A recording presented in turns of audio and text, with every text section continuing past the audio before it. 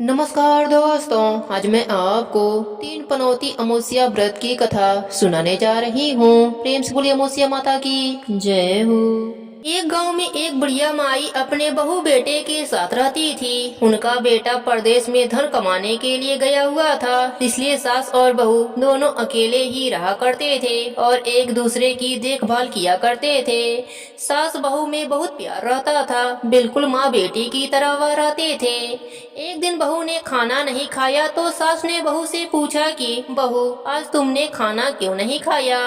तब बहू ने कहा, माँ जी, आज मेरा तीन पनौती अमावस्या का व्रत है, इसलिए मैंने खाना नहीं खाया है। तब सास ने कहा, बहू, यह कैसा व्रत होता है और यह व्रत करने से क्या फल मिलता है, मुझे भी बताओ। तब बहू ने कहा, माँ जी, तीन पनौती अमावस्या का व्रत करने से बहुत पुण्य मिलता है। घर में अन्य धन बना रहता है, सुख शांति रहती है और अटल सुहाग मिलता है, पुत्र की प्राप्ति होती है। इस व्रत में प्रत्येक वर्ष अलग अलग खाना खाया जाता है। विष्णु भगवान के मंदिर में चढ़ावा चढ़ाया जाता है या फिर ब्राह्मण को दान दिया जाता है। इस व्रत में पहले साल शक्कर, घी और चावल से बना खाना खाया जाता है। पहले साल व्रत पूर्ण होने के बाद 1.25 किलो चावल और 1 कटोरी घी और 1 कटोरी शक्कर दान में किसी ब्राह्मण को दिया जाता है। दूसरे साल जौ, घी और शक्कर से बना खाना खाया जाता है। जब दूसरे साल का व्रत पूर्ण हो जाता है तो 1.25 किलो जौ, 1 कटोरी घी तथा 1 कटोरी शक्कर किसी मंदिर में चढ़ाया जाता है या फिर किसी ब्राह्मण को दान में दिया जाता है। तीसरे साल गुड़, तिल और घी से बना व्यंजन खाना चाहिए। जब तीसरे साल का व्रत पूर्ण हो जाए तो आधा किलो तिल, गुड़ और 1 कटोरी घी किसी मंदिर में चढ़ावे या फिर किसी ब्राह्मण को दान में देवे।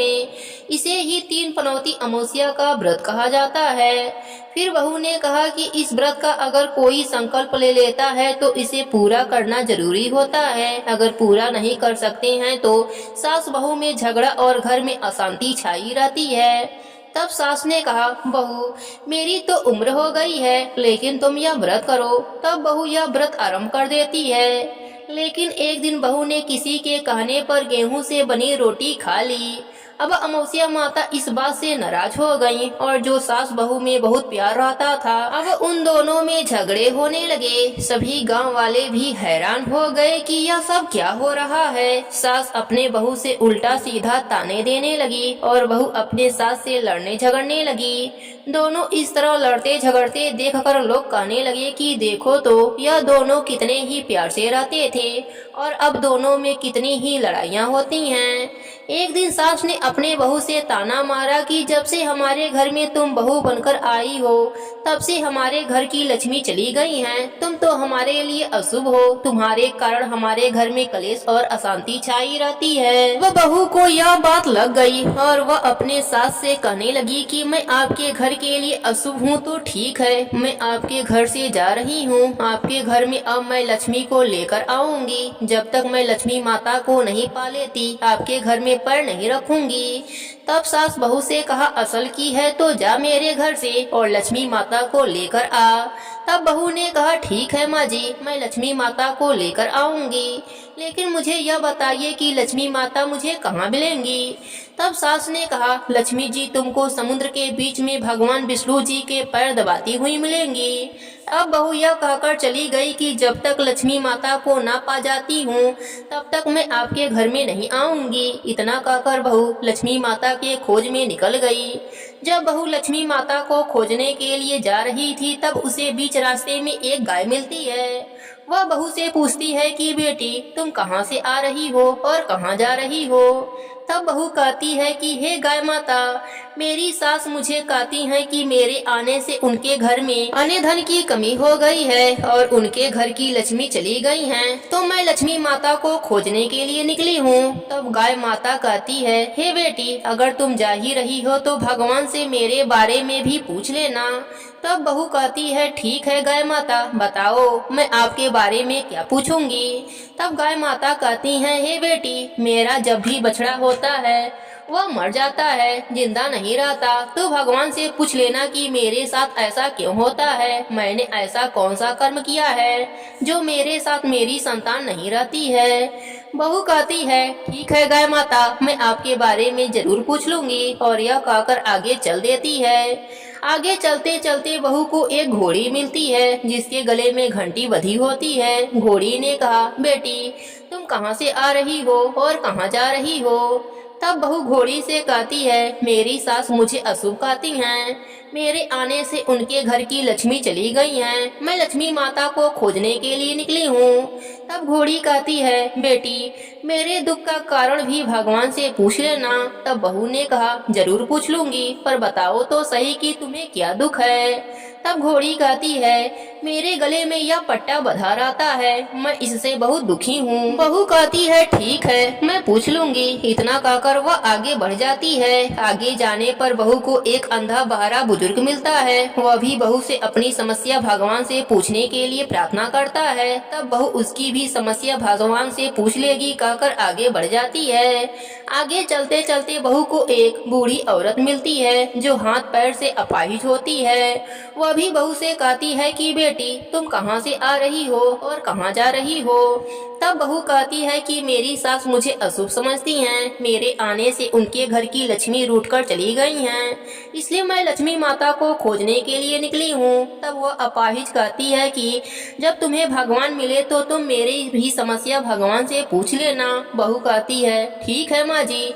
इतना कहकर वह आगे चल देती है। अब चलते चलते बहू बहुत थक जाती है और एक आम के पेड़ के नीचे बैठ जाती है। आम का पेड़ खुश होकर बहू से कहता है कि बेटी तुम कहाँ से आ रही हो और कहाँ जा रही हो। तब बहू कहती है, वह लक्ष्मी माता को खोजने निकली है। तब पेड़ भी अपनी समस्या भगवान से पूछने के लिए विनती करता है। कहता है, बेटी मेरे पेड़ पर लगे आम खट्टे क्यों हो जाते हैं, इस बारे में भगवान से पूछ लेना। तब बहू उसकी भी समस्या लेकर आगे बढ़ जाती है। अब आगे बहू को एक नदी मिलती है। वह नदी बहू से कहती है कि हे बेटी तुम मेरी भी समस्या भगवान से पूछ लेना कि मेरी तलाटी का पानी इतना मैला क्यों रहता है, कोई भी इसे नहीं पीता है। तब बहू कहती है, जरूर पूछ लूंगी। इतना कहकर आगे बढ़ जाती है। उस दिन जंगल में चल चल कर बहू थक जाती है। अब बहू को भूख लग जाती है, लेकिन बहू को खाने को कुछ नहीं मिलता है। अब वह इतनी थक जाती है और भूख के कारण बेहाल हो जाती है और वहीं जंगल में बेहोश होकर गिर जाती है। उसी समय भगवान विष्णु लक्ष्मी माता के साथ वहाँ से गुजर रहे होते हैं। तब माता लक्ष्मी विष्णु भगवान से कहती हैं कि हे नाथ, यह आपकी परम भक्त है, आप इसके दुखों का निवारण कीजिए। तब भगवान विष्णु जी कहते हैं कि इस संसार में बहुत जीव दुखी हैं, सभी को अपने कर्मों का फल भोगना पड़ता है। वह किस कर्म का फल भोग रहे हैं, किसके किसके दुख का निवारण करूं।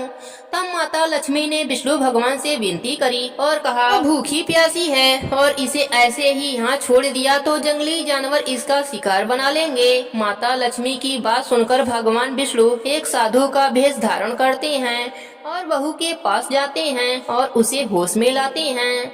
जब बहू होश में आ जाती है तो साधु के भेष में भगवान उससे पूछते हैं कि वह कहाँ से आ रही है और कहाँ जा रही है।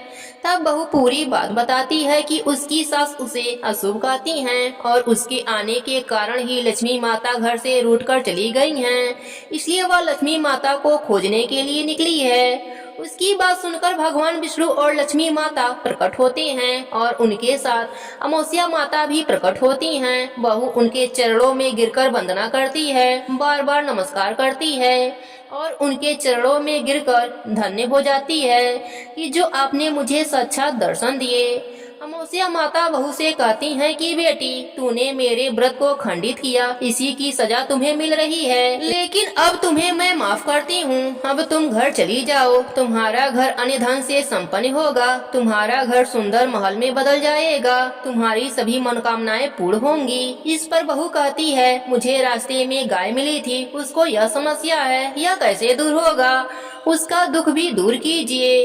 तब भगवान विष्णु जी कहते हैं, जो गाय मिली थी तुमको, जिसका बछड़ा नहीं रहता है, उस गाय ने कभी अपना दूध किसी को नहीं पिलाया है, इस वजह से उसका बछड़ा जिंदा नहीं रहता है। अगर तुम उसका दूध पी लोगी तो उसके बछड़े जिंदा रहने लगेंगे। तब बहू घोड़ी के बारे में पूछती है कि उसका भी दुख दूर कीजिए। तब भगवान विष्णु जी कहते हैं कि घोड़ी पिछले जन्म में आटा पीसने वाली महिला थी। वह किसी को आटा पीसकर नहीं देती थी, इसलिए उसके गले में चक्की के पाटे बंधे रहते हैं। तुम उसके पाट को खोल देना, वह बिल्कुल ठीक हो जाएगी।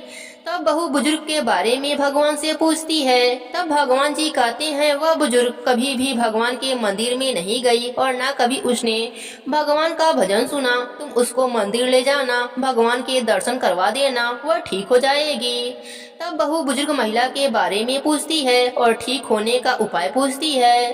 तब भगवान विष्णु जी कहते हैं जो बुजुर्ग है उसने कभी भी अपनी जवानी में कोई दान पुण्य नहीं किया, इसलिए उसे यह सजा मिली है। तुम उसके हाथ से दान करवा देना तो उसकी विकलांगता दूर हो जाएगी। फिर बहू आम के पेड़ के बारे में भगवान जी से पूछती है तो भगवान जी कहते हैं कि उस आम के पेड़ ने कभी किसी बच्चे को अपना आम खाने नहीं दिया, इसलिए उसके सभी आम खट्टे रहते हैं। तुम उस पेड़ का आम खा लेना, फिर उस पेड़ पर मीठे फल आने लगेंगे। फिर बहू नदी के बारे में भगवान विष्णु जी से पूछती है। तब भगवान जी कहते हैं कि जो नदी है, तलाटी है नदी की, वह पिछले जन्म में देवरानी और जेठानी थी। वह हमेशा लड़ती झगड़ती रहती थी, इसलिए उनका पानी मैला रहता है। तुम उनका पानी पी लेना तो उनका पानी शुद्ध हो जाएगा। बहू ने भगवान विष्णु, लक्ष्मी माता और अमावस्या माता को प्रणाम किया। वह लोग अंतर ध्यान हो गए।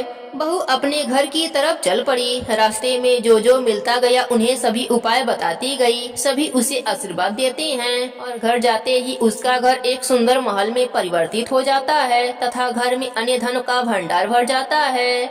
अब बहू सास से कहती है कि सासू माँ, आपने सच ही कहा था, मैं आपके घर के लिए अशुभ हूँ। मेरे जाने के बाद ही आपके घर में लक्ष्मी माता आई हैं। अब आप यहाँ पर आराम से रहिए, अब मैं मरने के लिए जा रही हूँ। तब सासू माँ ने कहा, नहीं बेटी, यह सब तो तुम्हारे 3 पनौती अमावस्या के व्रत का फल है जो हमें मिला है। तुम यहीं पर रहोगी, कहीं नहीं जाओगी। तुम तो मेरे घर की गृह लक्ष्मी हो, तुम्हारे कारण ही तो यह सब वैभव हमें मिला है। अब सास बहू दोनों मिलकर खुशी से रहने लगते हैं। बहू अपने गलती के लिए अपने सास से क्षमा मांगती है कि यह सब अमावस्या माता के नाराज होने के कारण हो रहा था। सास भी बहू की बातों को समझती है और एक दूसरे को माफ करके खुशी खुशी से रहने लगते हैं। अब उनका बेटा भी परदेश से लौट आया और घर में यह सब वैभव देखकर उसे अपनी आंखों पर विश्वास नहीं हो रहा है, क्योंकि वह तो इसी दरिद्रता को दूर करने के लिए परदेश में पड़ा हुआ था कि वहाँ पर रहेगा तो कुछ कमाई कर लेगा। तब उसकी माँ उसको सारी बातें बताती है कि कैसे 3 पनौती अमावस्या का व्रत करके तेरी पत्नी यह सब वैभव प्राप्त करी है। यह सब व्रत के प्रभाव से संभव हुआ है। इसके वजह से लक्ष्मी माता की कृपा हमारे ऊपर हुई है। 3 पनौती व्रत करने से सारे दुख दूर हो जाते हैं। इस तरह वह लोग खुशी खुशी से रहने लगते हैं। 3 पनौती अमावस्या के व्रत से जैसे सास बहू के दिन बदले, वैसे ही व्रत करने वालों के, कथा सुनने वालों के भी दिन अमावस्या माता बदलना। सबके घरों में लक्ष्मी माता का वास हो, अन्नपूर्णा माता का वास हो। प्रेम से बोलिए अमावस्या माता की जय हो।